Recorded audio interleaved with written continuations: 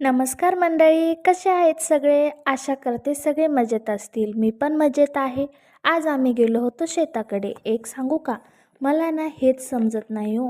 माणूस ना नेमकं कसला एवढा घमंड करतो.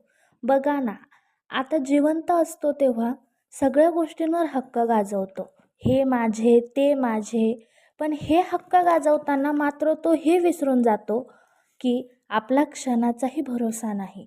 कधी काय होईल हे सांगता येत नाही.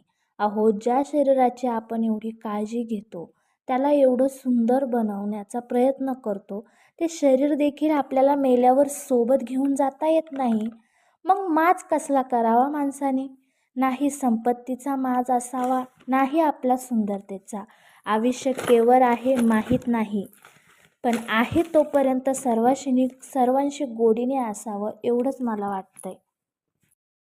तर असो, जाऊ द्या. आता ज्याचे त्याचे स्वभावगुण असतात. मी असं कोणाबद्दल बोललेले नाही आहे. जे माझ्या आयुष्यातलं आहे, जे मला वाटतंय तेच मी बोललेले आहे. कारण अशामुळं बोलले की अजितदादा पवार यांचंच बघून घ्या की काही म्हणजे त्यांना वाटलंही नसेल असं कधी होईल, म्हणजे स्वप्नात देखील विचार नव्हता केला. पण अचानक एका क्षणात सगळं काही उद्ध्वस्त झालं. म्हणजे सांगताच येत नाही कधी काय होईल ते. पण त्यांनी जी माणसं कमावली हे ते गेल्याच्या नंतर समजलं की त्यांनी काही कमावलं असेल. संपत्ती जी त्यांनी कमावली ना, तर ती आज त्यांनी जे माणसं कमावलेत हीच त्यांची संपत्ती आहे.